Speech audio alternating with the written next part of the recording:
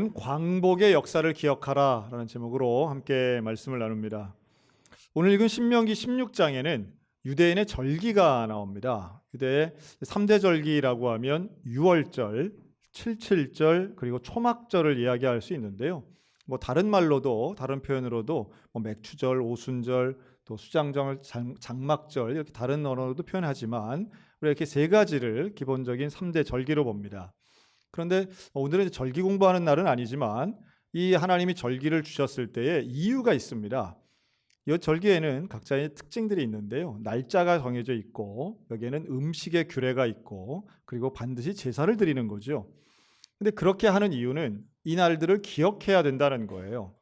근데 뭘 기억하느냐 하면 그날을 통해서 하나님이 우리를 구원시켜 주셨고 또 여기까지 하나님이 이끌어 주신 은혜를 잘 기억하고 경험하지 않은 일이라 할지라도, 즉 출애굽 당시에 없었다 할지라도 역사 교육을 통해, 이 절기라고 하는 건 결국 역사 교육도 그 안에 들어가 있는데요, 후손들에게 이 절기를 잘 지켜서 원래의 구원받은 의미, 그리고 오늘날 우리가 살아가는 그 하나님의 은혜를 잊지 말고 기억해서 앞으로도 하나님 앞에 잘 순종하며 살자, 이제 이게 절기 안에 있다는 겁니다. 우리들도 마찬가지죠. 우리들도 과거에 달력이 없고 개인의 기록이 별로 없던 그 시절에 설날이라든가 추석이라든가 농경사회적인 절기들도 그 때를 잘 기억해서 날짜를 준비하고 미래를 예비하는 게 사실은 우리 조상들이 했던 절기의 개념이기도 합니다. 다만 이제 성경 속 나오는 절기는 하나님의 은혜를 기억하는 거예요. 사실 이 신명기에 나오는 백성들 중에는 출애굽을 경험 못한 사람들도 있었습니다. 광야에서 태어난 세대들이죠. 광야에서 태어난 사람들은 애굽을 몰라요. 그러나 부모에게 듣는 거죠. 절기를 통해 역사 교육을 받고 그걸 통해서 하나님이 우리를 구원하셨구나. 그리고 이제 앞으로도 하나님이 우리를 이끄시겠구나. 저는 우리 이번 소양교회 계절 교육이 다음 세대에게 이런 하나님의 말씀 교육 그리고 역사 교육이 이루어져서 일생을 살아가며 아무리 혼란해도 아무리 어려워도 하나님 말씀 붙잡음으로 미래에도 축복받고 구원받는 인생 살게 되시기를 주의 이름으로 축원합니다. 특별히 오늘은 76회를 맞이하는 광복절입니다. 정확히 8월 15일이죠. 우리 민족이 광복이라고 하는 말 자체를 사용하고 있는데요. 광복은 빛을 되찾았다 이런 뜻 아니겠습니까? 해방과 의미가 같으면서도 전문가들 이야기는 조금 뉘앙스가 다르다는 이야기를 하더라고요. 해방은 어디서 노임받았다, 조금 수동적이라면 광복은 잃었던 빛을 내가 되찾았다라는 의미에서 좀 적극적이라는 해석을 하시는 분들도 봤습니다. 제가 최근에 읽은 책 역사의 쓸모라는 책이 있는데요. 유명한 그 역사 강사가 쓴 책입니다. 그런데 그 책에 보니까 이런 재미있는 표현들이 있더라고요. 즉 한국학을 전공하신 분들이 한국의 역사 전체에서 가장 공부하기 복잡하고 어려운 부분이 언제냐라고 할 때 그분의 의견이긴 하지만 독립운동사가 그렇게 복잡하다는 거예요. 저는 생각에 고대 거보다 훨씬 그래도 최근인데 좀 기록도 많지 않나? 독립운동사는 복잡하면서도 기록이 희미하다는 거예요. 그리고 예를 들면 독립운동을 하던 단체들이 이런 단체들이 있습니다. 한국독립군, 대한독립군, 서로군정서군, 북로군정서군, 조선혁명군, 대한광복회, 한인애국단, 한국광복군, 조선의열단, 그리고 정부를 인정하지 않는 아나키스트까지, 또 무장투쟁은 아니지만 민족실력 양성운동, 물산장려운동, 들어본 것 같기도 하고 처음 들어보는 것 같기도 하고 이런 단체들이죠. 이런 단체들이 이름도 비슷하고 또 종류도 많고 또 그걸 주도했던 사람들이 이름도 많이 혼재되어 있어가지고 공부하기 어렵다는 거예요. 제가 질문 하나 드릴까요? 여러분, 이런 단체가 많은 게 좋은 거예요? 아니면 몇 개 안 돼가지고 우리 국민이 다 외울 수 있을 정도로 한 2개밖에 없었다는 게 좋을까요? 당연히 많을수록 좋은 거죠. 이것이 증명하는 바는 정말 이름도 없이 빛도 없이 조국의 해방과 광복을 위해서 때로는 총을 들고 때로는 목숨을 바쳐서 애를 썼던 우리의 선조들이 그만큼 많았다는 증거예요. 우리가 생각할 땐 그거는 러시아, 일본, 프랑스, 영국 이런 사람들이 모여가지고 이렇게 긋고 역사의 중요한 걸 결정한 거 아니야? 물론 그런 영향력도 있지만 우리의 선조들이, 즉 대한민국 사람들이, 조선인들이 자신들의 나라의 광복을 위해서 목숨 바쳐 애쓰고 일한 역사, 우리가 쟁취한 해방의 부분들이 분명히 있다라고 하는 겁니다. 일제 강점기는 우리 민족에겐 어두움의 시절이었습니다. 그렇기 때문에 빛을 찾았다라고 하는 광복의 역사는 이 역사를 공부하면 공부할수록 참 너무도 소중하고 우리가 미래에도 전해야 될 가치를 담고 있는 것이죠. 그런데 이 일제 강점기 바로 이전, 즉 경술국치 전까지 1880년부터 한 1910년까지 이 30년 기간을 역사학자들은 개항기라고 말하더라고요. 그런데 이 개항기 시절에 당시에 우리 조선 땅에서 가장 중요한 문제는 뭐였을까? 당시에는 가장 가난했고요. 또 질병도 많았고 또 그러면서도 참 살기 어려우면서도 전쟁의 위협에 늘 노출돼 있었던 연약한 나라였습니다. 일본이나 늘 우리를 어떻게든 잡아삼키려고 하는 러시아부터 공격하는 그런 불안하고 위태로운 시절이었지만 다른 것보다도 그 시절에 또 우리 국민들을 참 힘들게 했던 것 중에 하나가 바로 신분제도였다라고 볼 수 있습니다. 여러분, 신분제도, 즉 양반이 있고요, 중인이 있고요, 상인이 있습니다. 상민이라고 하죠. 그런데 그보다 더 못한 천민들이 있었습니다. 이 신분제도는 너무도 명확하고 특별히 천민과 상민에 해당되시는 분들은 인간 대우를 받지 못한 거예요.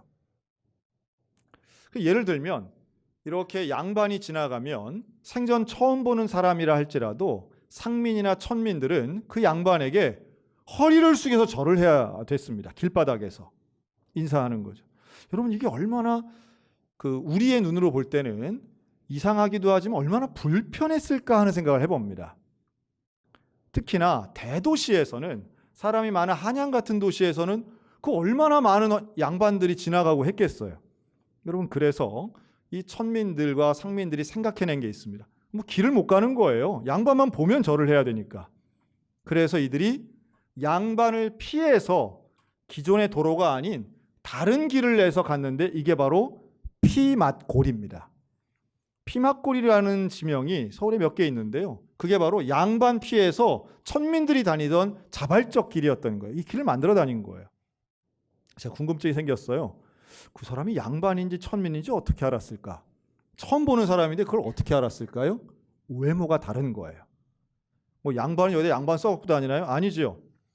양반은 당연히 상투를 틀고 갓을 씁니다. 반면 천민들에게는 갓 쓰는 게 금지되어 있어요. 상투도 틀지 못했습니다. 그래서 이걸 봉두난발이라고 해서 그냥 아예 긴 머리를 그냥 유지하는 거죠. 대충 묶고 다니는 거지 상투를 못 트는 거예요. 그러니까 외모적으로도 알 수 있도록, 구별할 수 있도록 차별한 겁니다. 호적도 금지되어서 가족관계가 불명확하고요. 특별히 관혼상제에서도 큰 차별이 있었는데 결혼할 때 가마를 탈 수가 없었습니다. 그래서 신부 아버지가 업고 갔다는 거예요.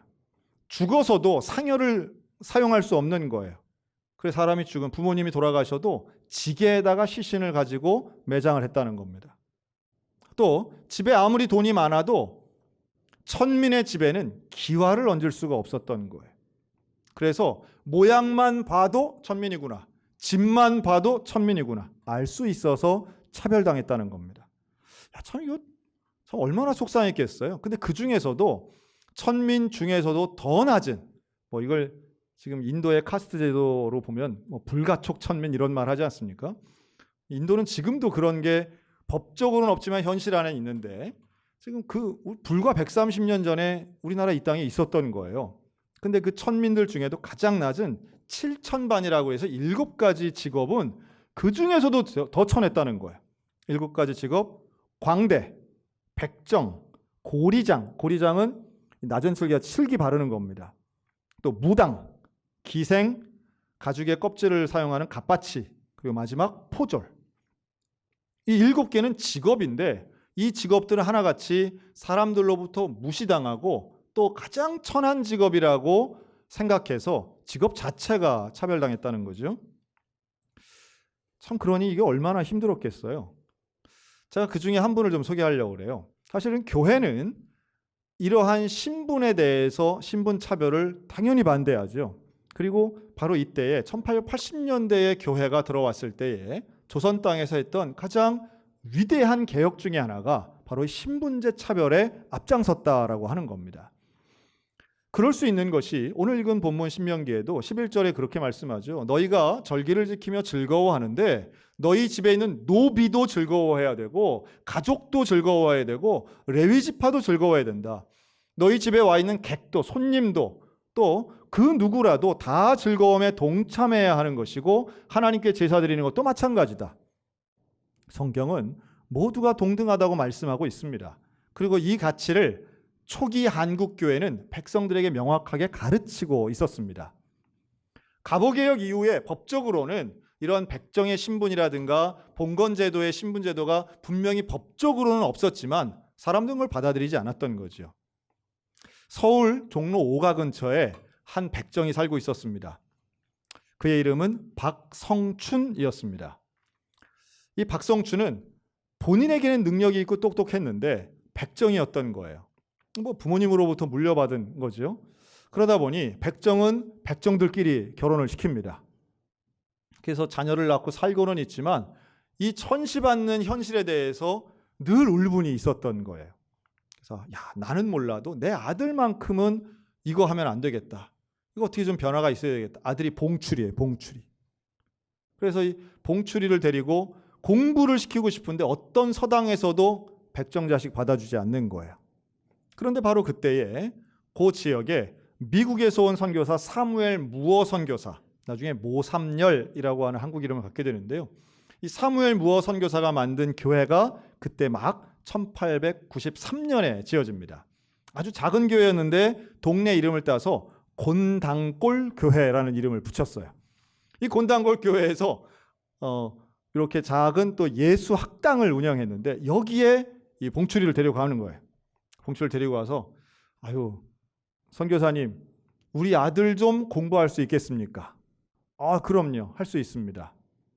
근데 이 박성춘이 여기에 조건을 겁니다. 공부는 해주시면 참 감사하겠는데 예배는 드리면 안 됩니다. 예배는 안 돼요. 우리 아들이 예수쟁이 돼서는 안 돼요. 예수쟁이 되면 죽어요. 이런 말을 한 거죠. 자, 봉춘이는 거기서 공부를 합니다. 그럼 아버지는 일을 합니다. 그러다가 이 아버지가 장질부사, 장티푸스에 걸린 거예요. 그래서 죽을 뻔한 위기를 계속 겪어 나갑니다. 그래서 아버지의 고생하는 모습을 본 봉출이가 가서 선교사님에게 선교사님 우리 아버지 좀 살려주세요. 우리 아버지 지금 너무 아파서 이 전염병에 걸려 죽게 생겼습니다. 그랬더니 사무엘 무어 선교사가 자기가 아는 의사를 찾아가는데 그게 바로 에비슨이라는 선교사입니다. 에비슨 선교사는 당대에 고종 황제의 주치로 일했던 의사였어요. 선교사면서 의사. 근데 에비슨 선교사가 그 얘기를 듣고 그래 내가 가줄게 하고서는 이 백정의 집에 찾아가서 박성춘을 돌봅니다. 당연히 약도 써죠. 그랬더니 병이 낫고 회복이 된 거예요. 두 가지 면에서 깜짝 놀랐습니다. 박성춘이. 첫째는 죽을 병이 낫다는 게 놀랐고 두 번째는 나 같은 백정을 찾아와서 황제의 주치의가 나에게 찾아와서 나를 돌봐줬다. 이 두 가지 놀란 거예요. 건강을 회복하자마자 예배당으로 뛰어갑니다. 아들의 손을 붙잡고 뛰어가서 선교사님 오늘부터 나 무조건 예수 믿겠습니다. 교회에서 예배를 드렸어요. 자, 여기까지는 스토리가 아름답잖아요. 아름답잖아요. 그런데 바로 그날부터 이 곤당골 교회가 발칵 뒤집어진 거예요. 왜 뒤집어졌을까요? 교인 안에 있는 양반 교인들이 어떻게 백정이랑 같이 예배 드릴 수 있느냐? 그럴 수 없다. 이렇게 된 거예요. 사무엘 무어 선교사의 입장을 확고했습니다. 백정도 하나님 안에서 똑같은 자녀입니다. 양반이나 천민이나 우리는 그런 거 없습니다. 다 예배같이 드립니다. 그랬더니 이 양반 신자들이 그럼 우리는 안 됩니다 하고 이들이 다 들고 일어나서 다 나가고 옆에다 교회를 새로 차립니다. 교회 개척한 지 3년 만에 교회가 완전히 조각이 났어요. 대부분의 성도가 빠져나간 거예요.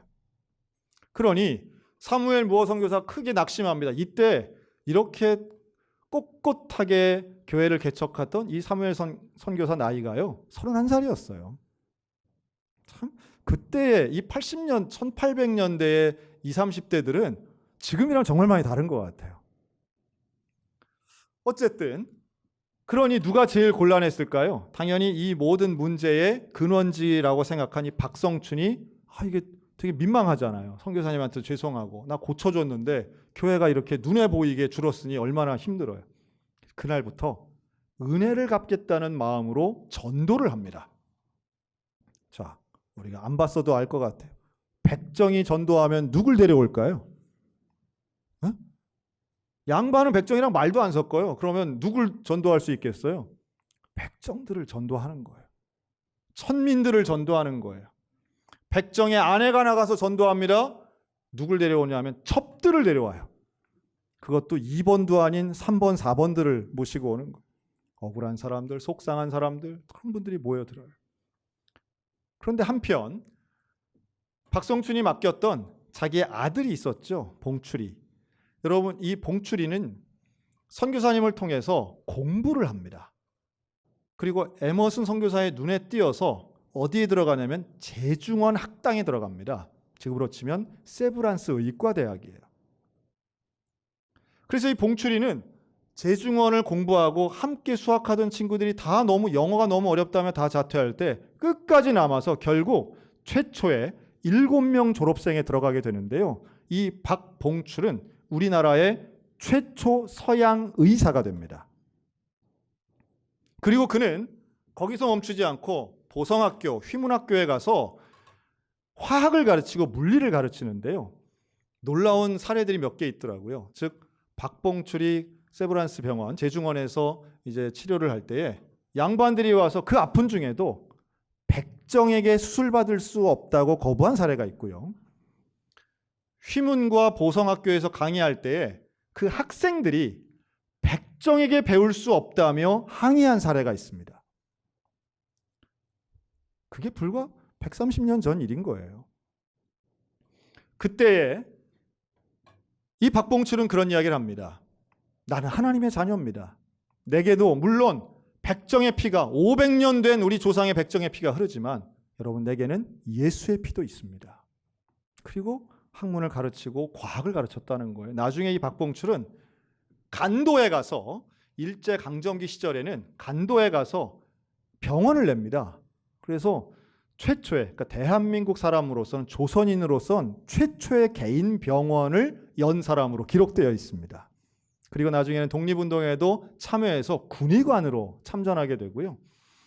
하나님의 복음과 의술을 이용해서 정말 훌륭한 일을 한 사람으로 기록되어 있습니다. 자, 박봉출에 대한 얘기는 또 따로 할 수 있는 기회가 있을 거고요. 아버지, 이 박성춘은 그래서 전도를 하고 사람들을 모아서 교회가 성장하는 거예요. 그리고 성장하는 가운데에 이분이 워낙 똑똑했던 것 같아요. 전도를 하려면 말을 해야 되잖아요. 그 말을 하는 가운데에 언변이 늘고 말하는 기회가 생깁니다. 그는 백정 해방 운동이라고 해서 백정들도 인간 대접 받을 수 있게 하자라고 하는 대정부 운동을 펼치고 사람들을 만날 때는 나 같은 백정도 사람 앞에 이렇게 말할 수 있게 하는 것, 그게 예수의 은혜입니다. 예수 믿읍시다. 그리고 대한협회와 함께 만나 서재필 박사를 만나서 그는 종묘에 있는 사람들 대중집회에서 연설할 기회도 갖게 됩니다. 백정으로서 강사가 되어 사람들 앞에서 예수의 복음 전하고 대한민국의 해방과 나라 애국에 대해서 연설하는 이 박성춘에게 사람들이 주목하게 됩니다. 그래서 교회가 사람이 많아지는 거예요. 사람이 많아지니까 떠났던 양반들이 3년 만에 다시 다 돌아왔어요. 교회가 다시 합해졌습니다. 그리고 박성춘은 1911년 성도들의 투표를 통해서 장로님이 되는데요. 그가 장로님이 될 때에 두 후보 중에 1등을 한 거예요. 근데 다른 후보는 양반이었습니다. 양반을 이기고 백정 출신의 박성춘이 장로가 됩니다.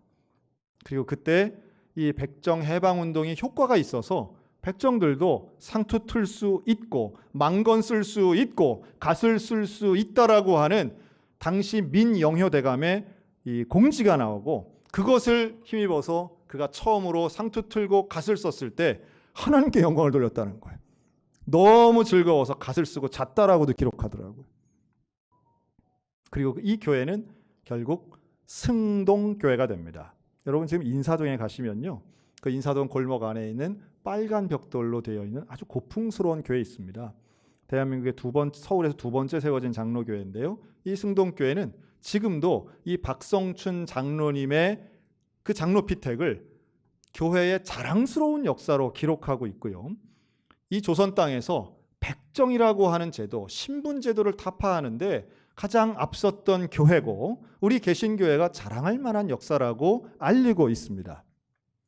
이 박성춘 장로님이 된 이후에 몇 년 있다가 또 장로님 한 분이 뽑히셨는데요. 이분이 이재형 장로님입니다. 이 이재형 장로님은 흥선대원군 조카였어요. 그러니까 왕손이었습니다. 그래서 이 승동교회는 당회를 할 때에 왕손과 백정 출신이 함께 앉아서 회의를 한 교회였던 거예요. 여러분 이게 개혁 아닙니까? 이런 게 개혁입니다. 초기 한국 개신교회는 이런 걸 해냈던 교회예요.